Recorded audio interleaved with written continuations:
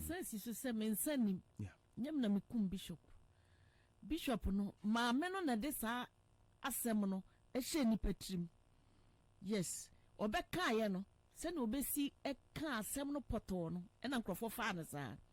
But nyame e na mekum bishop. Men send minim ni wo no bi. Oyare che pa.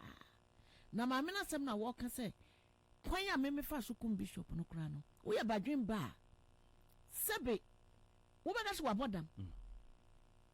Maybe 1 year papa no yare ye metimi asisu dua se me fa man fa mani ahu no. Ya ka se ofon so me bisa o mote sen. Wa ma hwe no kra. No do wuye. Na na 4 months wo wuye no within 4 months me di aduane. A obofo ama maduro se me fa nkoma no. Yeah. Abraham ji ka no kra na papa no nyare o. Yeah, ache. Papa no Reverend obofo ma me ka no. Na papa no na bishop enyare. Yeah.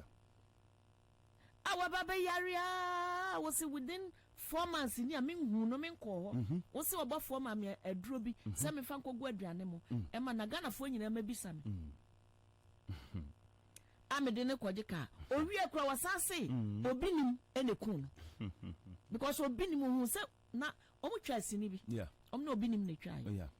e wona sori e wo kumase Okay. nti se bishop koto ho na obinim de ne nsa aton sa sini no poster no na okofa beto ho say Yeah. bishop e ma no kwan ko obinim ho na obinim akoma na die bi amene which is why they kun me and not bishop obinim ne kun Tina se ma me na nkasa no na dwen na ho Okay. enti me kasi su dua se bishop wo no minim ho bi ya me shirawo